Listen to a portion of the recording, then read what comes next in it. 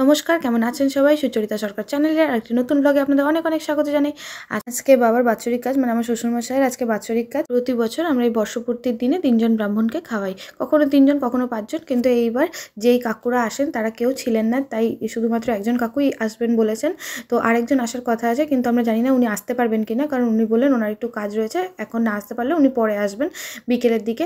তো যাই হোক, এখানে আমি ডালটা চাপিয়ে দিয়েছি আর সবজিগুলো প্রথমে কেটে নিয়েছিলাম, আর ফুলকপির আলুর তরকারিটা মটরশুঁটি দিয়ে করেছি, হয়ে গেছে ওটা। আর ডালটা এখানে মুগ মুসুর মিলিয়ে চাপাচ্ছি, তার কারণ আমার শ্বশুরমশাই এইভাবেই ডাল খেতে পছন্দ করতেন। আমি মামুনির কাছ থেকে শুনেছি, কারণ আমি বিয়ে হওয়ার পর শ্বশুরমশাইকে দেখিনি, আমার বিয়ের আগেই উনি মারা গেছেন। তো এখানে ডালটাকে সেদ্ধ বসেছি, শুধু নুন দিয়ে, হলুদ দিইনি, টমেটো আর কাঁচা লঙ্কা দিয়েছি চিড়ে। এবারে ডালটাকে ঢাকা দিয়ে দেবো, আর ডালটা আস্তে আস্তে হবে। তারপরে এখানে আমি কড়াইটা ধুয়ে নিচ্ছি, কারণ ফুলকপি আলু তরকারি করেছি। এবার কড়াইটাকে ধুয়ে নিলাম, ধুয়ে কড়াইটা আবার বসিয়ে দিলাম গরম হওয়ার জন্য। আর এখানে বেগুনগুলো পাতলা পাতলা করে বোটা সমেত কেটে রেখেছি, তো এইভাবে বেগুনটা ভাজা করব বলে। তো এখানে বেগুনটাতে নুন হলুদ মাখিয়ে নিলাম, এবারে গরম তেল করে তার মধ্যে বেগুনটা ভেজে নেব। তো এখানে গরম তেল করে নিচ্ছি, তেলটা দিয়ে দিয়েছি কড়াইতে। তো তেল গরম হয়ে গেছে, এবারে বেগুনটা একটা একটা করে ছেড়ে দেবো। আর এইভাবে বেগুন ভাজলে বেগুনটা পাতে দিতে দেখতে খুব সুন্দর লাগে, সেই জন্য আমি কখনো কোনো কাজ হলে বাড়িতে আমি এইভাবেই বেগুন ভাজি। নর্মাল যখন আমরা খাই তখন গোল গোলভাবেই ভাজি, কিন্তু যখন কারোর খাবার থাকে কিংবা কোনো ওকেশন থাকে তখন এইভাবেই আমি মানে পাতলা পাতলা করে বোটা সমেত ভাজি। তো বেগুনটা এখানে ভেজে নিচ্ছি, আর বেগুনটা না আমি হাত দিয়ে বোটাটা তুলে দেখাচ্ছিলাম আপনাদেরকে, যখন মামুনি বাইরে থেকে ছিল, মানে জানলার বাইরে। মামুনি বলছে তোকে কেদারি মারতে হবে না, হাতে লেগে যাবে। না না, লাগবে না লাগবে না। তো এখানে বেগুনটা ভাজা হয়ে গেছে, এবার এখানে পটল আর আলু ভেজে নেব। পটলটাতে আমি নুন হলুদ মাখিয়ে নিচ্ছি, আর তারপর পটলটা ভেজে নেব। পটলটাকে একটু ঢাকা দিয়ে ভাজবো, পটলটা ঢাকা দিয়ে না ভাজলে হতে অনেকটা সময় লাগবে। আর যেহেতু আমার রান্নাঘরে আসতে একটু দেরি হয়ে গেছে, কারণ সকালে ব্রেকফাস্ট করতে হয়েছে, তাই তাড়াতাড়ি রান্নার জন্য ভাগেই, মানে গ্যাসের দুদিকে আমি জিনিস বসিয়ে দিয়েছি রান্নার জন্য, কারণ কাকু আবার 1টার মধ্যে বলেছেন চলে আসবেন। আর এখানে ডালটা তো সেদ্ধ হতে দিয়েছিলাম শুধু নুন দিয়ে, এরপরে ডালটা দেখছি সেদ্ধ হয়েছে কিনা, তো দেখছি না, ডালটা একটু ডাটা ডাটো রয়েছে। তো সেই জন্য আমি আবার আরেকটু ঢেকে দেবো ডালটা সেদ্ধ হওয়ার জন্য। তারপর যখন একটু সেদ্ধ হয়ে যাবে তখন এর মধ্যে হলুদ দেবো, কারণ হলুদ দিলে ডালটা ভালো করে সেদ্ধ হবে না। তো ডালটা সেদ্ধ হচ্ছে, ওদিকে আমি পটল ভাজাটাও বসিয়েছি। তো একটু ততক্ষণে ভাবলাম শাকটা একটু কেটে নিয়ে যাই, তো তাই শাকটা কেটে নিচ্ছি। আর শাকের জন্য আলু আর বেগুন আমি আগেই কেটে রেখেছিলাম। শাকটা আজকে, মানে এটা পালং শাক, তো আলু বেগুন সিম মটরশুঁটি দিয়ে পালং শাকটা করব। তো এখানে পটলটাও ভাজা হয়ে গেছে, আর এবার পটল ভাজাটা নামিয়ে নিচ্ছি।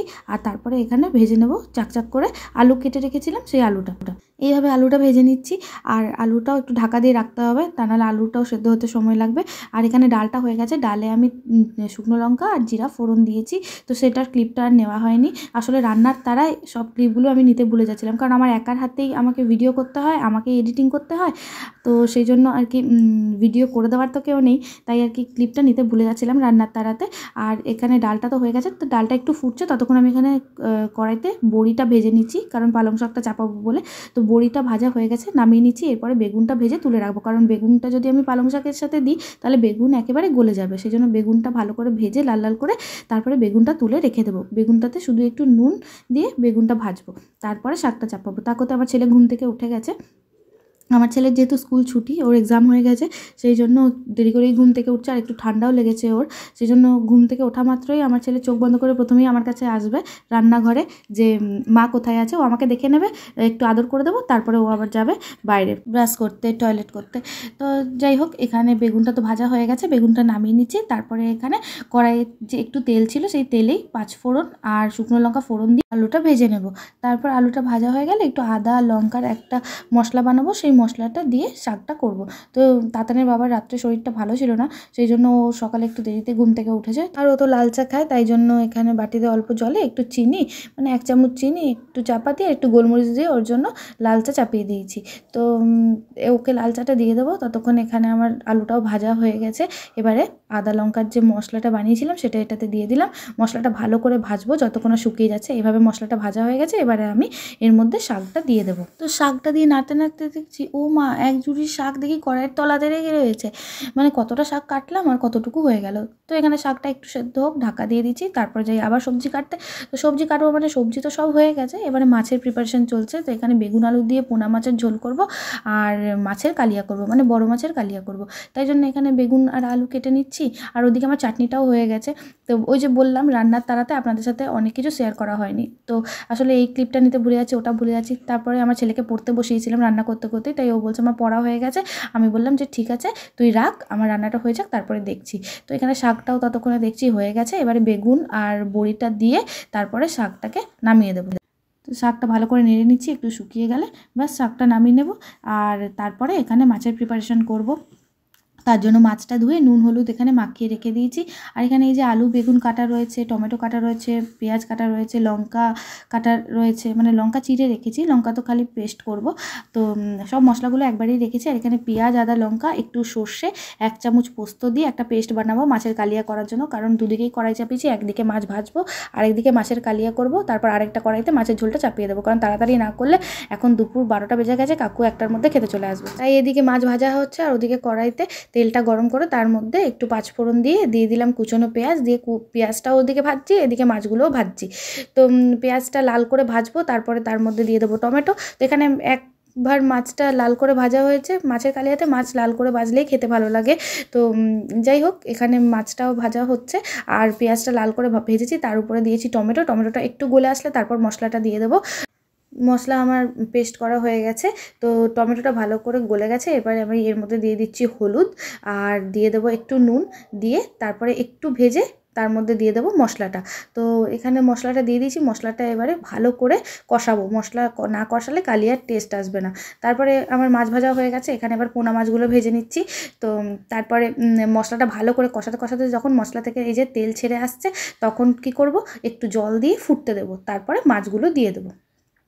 তো এখানে পোনা মাছটাও ভাজা হয়ে গেছে, ততক্ষণে এখানে কালো জিরা ফোড়ন দিয়ে বেগুন আর আলুটা ভেজে নিচ্ছি একটু পেঁয়াজ দিয়ে, মানে একটু কুচনো পেঁয়াজ দিয়ে ভাজলে বেশ খেতে ভালো লাগে। আর এখানে এই যে মশলার তেল ছেড়ে গেছে, এবার এই যে জল দিয়ে দিলাম, জল দিয়ে একটু ফুটুক তারপরে মাছ দেবো। আর এখানে পোনা মাছের জন্য আদা আর লঙ্কা দিয়েছি, এবার আদা লঙ্কাটা পেস্ট করে নেব। আর এখানে আমি অল্প তেলেই পোনা মাছটা করছি, কারণ বেশি তেল দিয়ে আমি রান্না করি না, কারণ বেশি তেলটা আমাদের বাড়িতে কারোরই সহ্য হয় না, শরীর খারাপ হয়ে যায়। কালিয়ার জন্য যতটা ঝোল দরকার ছিল সেইভাবে ঝোলটা ফুটে গেছে, এবার মাছটা দিয়ে একটু ফোটাবো, তাহলে মাছের ভেতরেও মানে ফ্লেভারটা, মানে ঝোলের যে ফ্লেভারটা সেটা ঢুকবে, সেই জন্য মাছটা দিয়ে একটু নেড়ে মানে একটু ফুটিয়ে তারপর ধনেপাতা দিয়ে দিয়েছি, ব্যাস এবার নামিয়ে নেবো। আর এখানে মশলা দিয়ে বেগুন আলুটাও কষিয়ে নিয়েছি। আর এখানে তাতানের বাবার ফটোটাকে ভালো করে মুছে মালা টালা পরিয়ে দিয়েছে, তারপর জল মিষ্টি সব সামনে দিয়েছে, সামনে যেহেতু স্পেসটা কম সেই জন্য ও জলের ওপরেই মিষ্টির প্লেটটা চাপিয়ে দিয়েছে। তো এইভাবে ও দিয়ে গেছে, তারপরে যখন আমি চান করবো তখন আমি একটু ধূপকাঠি দেখিয়ে দেবো। আর এখানে রান্নাবান্নাও আমার কমপ্লিট হয়ে গেছে, এবারে কাকু চলে আসবেন খেতে, কারণ এখন বাজছে মোটামুটি 1টা বাজতে 5। তো যাই হোক পটল আলু বেগুনটা ভাজা রয়েছে, ডাল রয়েছে, এই যে ফুলকপি আলু মটরশুঁটি দিয়ে তরকারি, পালং শাক, আর এখানে রয়েছে চাটনি। আর দেখুন মাছগুলো আমি কীভাবে রেখেছি, কারণ আমাদের এখানে বিড়ালের খুব উপদ্রব, একটু যদি ভালো করে না ঢাকি বিড়াল এসে সব নষ্ট করে দেবে।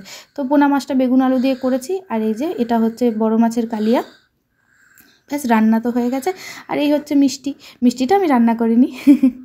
তো এখানে কাকু চলে এসছে খেতে, তাই জোগাড় চলছে, ভিডিওটা আমার ছেলে করছে। আর কাকুর খাবারটা আমি বেড়ে নিচ্ছি। মামনি বললো তুই কাকুকে খাবারটা দিয়ে দে। আরেকজন কাকু আসার ছিলেন, তো উনি আসেননি, তো জানি না উনি এখন আসবেন কি না, সেই জন্য এই কাকুকেই খাবারটা দিয়ে দিচ্ছি, আমরা এখন খাবো না। তো কাকুর প্লেট বাড়া হয়ে গেছে, আর কাকু বললেন আমি ফুলকপি তরকারিটা খাবো না, কারণ কাকু এগুলোই খেয়ে বললেন আমি আর খেতে পারবো না, তো সেই জন্য কাকু ফুলকপি তরকারিটা নেননি। আর তারপরে কাকুকে আস্তে আস্তে সব তরকারিগুলো বাটিগুলো এনে এনে দিচ্ছি। বললাম কাকুকে টেবিলে বসতে, কাকু না টেবিলে বসে খান না, বাড়িতেও উনি টেবিলে বসে খান না, তাই উনি বললেন না আমি মাটিতেই বসে খাবো, তাই জন্য উনি মাটিতেই বসে খাচ্ছেন। এই কাকু হচ্ছেন আমাদের বাড়ির পুরোহিত, মানে আমাদের বাড়িতে যাবতীয় পুজো যা যা পুজো হয় সব কিছুই কাকু করেন। তো ওই কাকুদের সাথে আমাদের অনেক দিনে চেনে জানা। তো এখানে কাকুকে চাটনি মিষ্টি এগুলো সব দিয়ে দিচ্ছি, তারপরে কারণ কাকু কিছু চায় না জানেন তো, সেই জন্য সব দিয়ে দিয়েছি। সেই মানে কাকু যা লাগবে কাকু সেইভাবে নিয়ে খাবে, আর একবারে এত লাজুক কাকু। তো যাই হোক এখানে দেখছেন আমার ছেলে কীরকম বদমাশি করছে বাইরে বসে বসে। মামুনি আর তাতান বাইরে রোদ পোহাচ্ছে, আমি কাকুকে খাবার দিলাম, এবার কাকুর খাওয়া হয়ে গেছে। আর এবার যদি আরেকজন কাকু আছেন উনি মনে হয় না আর আসবেন বলে, তো আমরা একটু দেখবো, তারপরে আমরাও খেয়ে নেবো। আর ট্যাংরাকেও খেতে দিয়ে দিচ্ছি। ব্লগটা এখানে শেষ করছি। কেমন লাগলো আজকের ব্লগটা অবশ্যই কমেন্টসে বলবেন, ভালো লাগলে একটা লাইক করে দেবেন। আপনারা সুস্থ থাকবেন, ভালো থাকবেন।